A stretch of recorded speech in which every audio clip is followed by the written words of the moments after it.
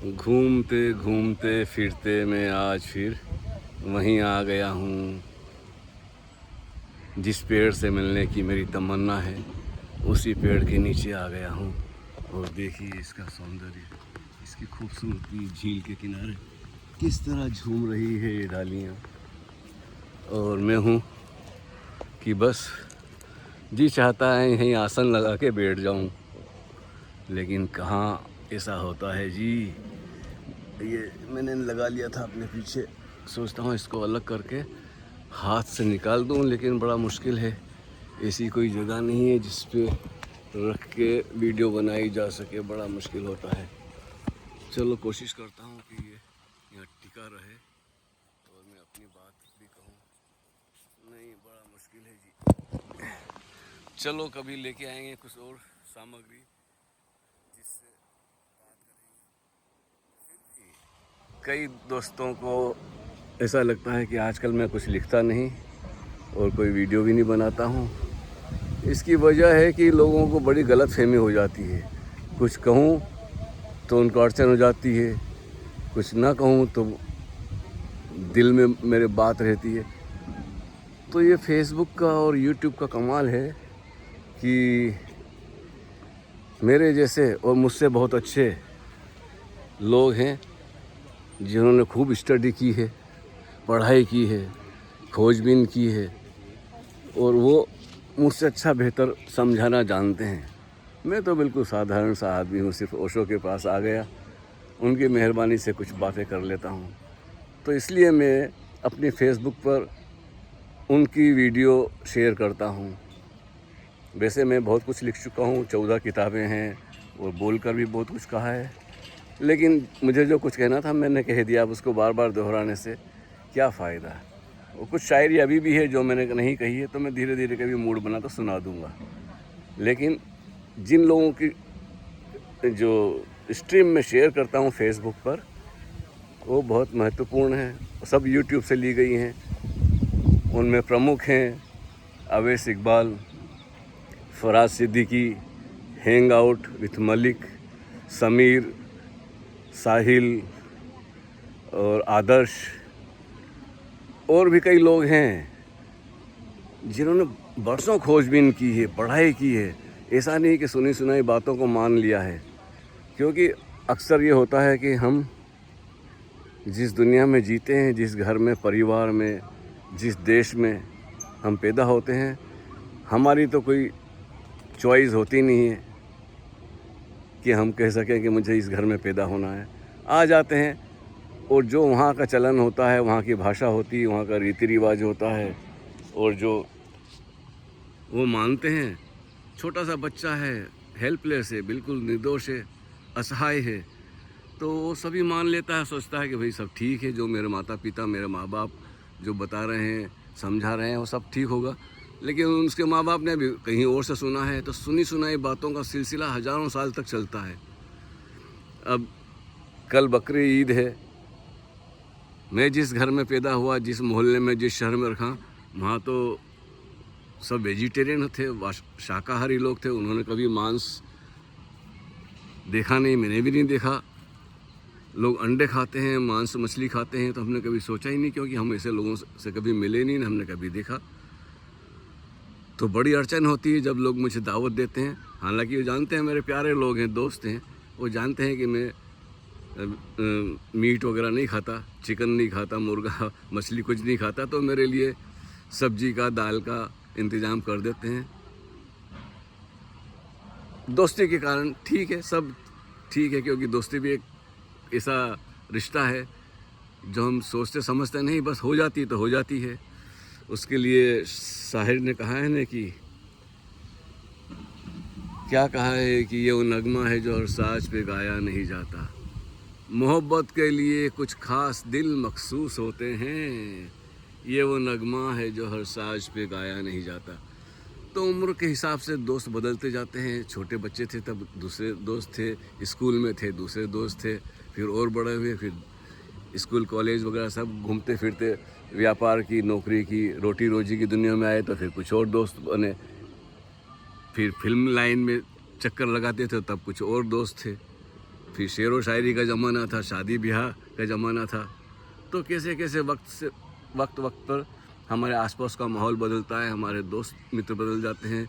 बदलने का मतलब ये नहीं कि उनसे कोई दुश्मनी होती है, बस वो अपने रास्ते निकल जाते हैं, हम रास्ते निकल जाते हैं, फिर दोबारा मुलाकात होती है नहीं होती, कहीं तो दोबारा फिर कभी मिले नहीं। उस ज़माने में तो हमारे ये मोबाइल वगैरह था नहीं, चिट्ठियों का ज़माना था।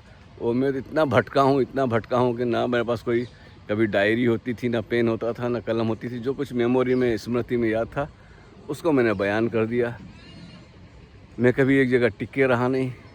अब ये उम्र आ गई है कि बस कुछ वर्षों से इंग्लैंड में हूँ। लोग पूछते हैं आप क्यों यहाँ हैं, मैं बोला मैं आ गया यहाँ। सच तो ये है कि ओशो ने मुझे कहा था 1976 में कि लंदन जाओ और वहाँ मेडिटेशन सेंटर खोलो, और मुझे सेंटर खोलने का नाम भी दे दिया था, क्राइस्ट रजनीश मेडिटेशन सेंटर। लेकिन उस समय और था, बात और थी, और वो सब आया गया हो गया। मैंने फिर सोचा ही नहीं था कि मैं कभी इंग्लैंड जाऊंगा। लेकिन घूमते फिरते घटनाएं ऐसी घटती है कि आपके पास कोई चॉइस ही नहीं होती है सिवाय आगे जाने के। तो बस समझ लो कि जब घर से निकला तो आगे आगे और आगे और आगे घटनाएं घटती गई, और मैं अपना अकेला लोगों से मिलता हुआ, बिछड़ता हुआ आगे बढ़ता रहा। अब इस पार्क में हूँ। तो मैं ये कहना चाहता था कि इस प्यारी सुबह में एक संदेश है कि देखिए, अपनी तरफ से कोई फैसला मत कीजिए, गलतफहमी के शिकार मत होइए। जो भी मैं शेयर करता हूँ वो मुझे पसंद है। जैसे मुझे मोहम्मद रफ़ी पसंद है, मुकेश पसंद है, मन्ना डे पसंद है, लता मंगेशकर पसंद है, आशा भोसले पसंद है, और सुधा मल्होत्रा पसंद है, और वाणी जयराम पसंद है, और क्या कहना चाहिए कि सुमन कल्याणपुर, कमल बारोट, कैसी कैसी गायिकाएँ रही है हमारे यहाँ। ऐसे संगीतकार हैं बहुत, नौशाद हैं, क्या कहना चाहिए, शंकर जयकिशन हैं, कल्याण जी आनंद जी हैं, एस.डी. बर्मन हैं, सचिन और अपना सलील चौधरी हैं, और सबसे बड़े कहे जाने वाले कहना चाहिए अनिल विश्वास। ऐसे तो हेमंत कुमार, इतने सारे संगीतकार हुए हैं एक से एक, लेकिन किसी का नाम लूँ। शायर बहुत हुए हैं, सभी शायरों से की मैं शायरी मुझे पसंद है। तो मैं जो शेयर करता हूँ मेरी पसंद की बात शेयर करता हूँ। एक ज़माना था उससे बड़ा लगाव था, गानों से, संगीत से, शायरी से। अब वो भी पूरा हो गया। अब एक्स मुस्लिम हैं जिन्होंने इस्लाम में जन्म लिया, मुसलमानों के घर में पैदा हुए, पढ़े लिखे बड़े हुए, अध्ययन किया, पढ़ाई की खूब, वो कुछ तो मौलवी बन गए, दूसरों को मुसलमान बनाने के लिए तबलीग जमात में शामिल हो गए, अमीर बन गए तबलीग जमात के, और वो गांव-गांव घूम कर लोगों को कन्वर्ट करते थे मुसलमान बनने के लिए, उनको बताते थे अपनी खूबसूरत बातें। और धीरे धीरे जब कोविड आया तो फुर्सत में क्या करे इंसान, तो उन्होंने अपनी किताबों का फिर से अपनी ज़बान में पढ़ना शुरू किया। अक्सर लोग तो सिर्फ अरबी में रट्टा लगाते हैं, तो शब्द तो वो रट लेते हैं, लफ्ज़ों को तो वो रट्टा लगा लेते हैं, लेकिन उनका मतलब क्या है, उनके मानी क्या है, उनका उन्हें कोई पता नहीं होता है।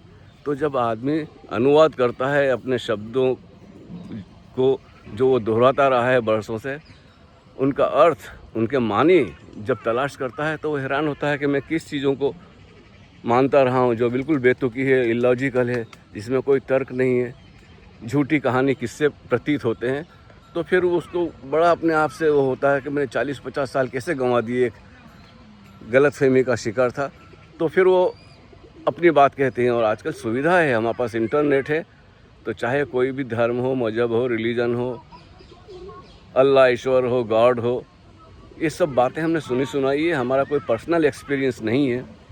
तो वो अपना पर्सनल एक्सपीरियंस बताते हैं, और वो जब बाहर निकलते हैं उस कैद खाने से, वो आज़ादी की सांस लेते हैं, तो अपनी खुशी का इजहार भी करते हैं। वो चाहते हैं कि जो मैंने जाना है, जिस गलतफहमी का शिकार मैं था, मैं उस कैद खाने से निकला हूँ, तो मैं अपने लोगों को भी बताऊँ। तो इंटरनेट की वजह से हज़ारों हैं, अब तो इनकी संख्या बढ़ती जा रही है कि जिसमें भी थोड़ी बहुत समझ है, अंधविश्वास से मुक्त होने का उसके अंदर प्यास है, लगन है, तो उसको पढ़ना चाहिए, सुनना चाहिए। पहले से फैसला नहीं करना चाहिए कि कौन गलत है, कौन सही है। सुनी सुनाई बातें सच नहीं होती है। आप खोजिए, पढ़िए, स्टडी कीजिए, जो वो बात कर रहे हैं अपनी किताब खोल के ढूंढिए उसमें कि उनकी बातों में कितनी सच्चाई है, और उनके पास आइए, मिलिए। स्ट्रीम फ्री है सबके लिए। आपके अंदर कोई सवाल है, कोई प्रश्न है, any question you have, you can ask them. कोई पैसा नहीं लगेगा आपका, आप सलाह मशवरा कर सकते हैं। मन में कोड़ते रहने से, गुस्सा करने से और एकदम से फैसला करने से कि मैं एक्सट्रीमिस्ट हूँ। हमारे एक बड़े प्यारे दोस्त हैं, गलती से उन्होंने कोई मेरी देख ली होगी, बिना सोचे समझे इल्ज़ाम लगा दिया कि भाई मैं एक्सट्रीमिस्ट हूँ। मैं एक्सट्रीमिस्ट नहीं हूँ, बिल्कुल नेचुरल व्यक्ति हूँ, ज़मीन पे चलता हूँ, खाता पीता सोता हूँ आपके जैसा। हाँ, मेरा विचार बदल गया है, ओशो के साथ आने से ही बहुत कुछ परिवर्तन हुआ है, वैचारिक, फिर उसका प्रयोगात्मक जो होता है क्षेत्र, उससे गुजरा हूँ तो कुछ अनुभव भी किया है। उस अनुभव के आधार पर मैं कह सकता हूँ कि जिन लोगों को मैं शेयर करता हूँ फेसबुक पर, उनमें सच्चाई है। कभी कभी उनकी स्ट्रीम में मैं भी शामिल होता हूँ, क्योंकि मेरे मन में भी जो सवाल होते हैं मैं उनसे पूछ लेता हूँ। तो ऐसा है, ये स्ट्रीम बहुत लंबी ना हो जाए, इसलिए आज इतना ही। और देखिए, ये प्रकृति है, इसका आनंद लीजिए। तो ये थोड़ा सा देखिए ढकी हुई है आज, और इसको मैं आपको थोड़ा सा बाहर आके बता देता हूँ कि देखिए ये झील है, ये रेस्टोरेंट है बड़ी प्यारी, और ये देखिए मेरा सुबह शाम यहीं से आना जाना होता है। और जी चाहता है इसके नीचे ही कुर्सी रख के मैं बैठ जाऊँ। मैं शॉपिंग के लिए जा रहा था, लेकिन बस देखते ही मैं ज़रा ठनक गया। मैं बोला नहीं, आज की सुबह तो कुछ गपशप हो जाए, गुफ्तगू हो जाए। तो सभी दोस्तों को प्रेम प्रणाम, नमस्कार। और सीरियसली मत लीजिए, गंभीर मत होइए, अपना दिल दिमाग खुला रखिए, और जो कहा है मैंने उस पर विचार कीजिए, खोज कीजिए। All the best, good luck, have a nice day, शुभ दिन मुबारक हो।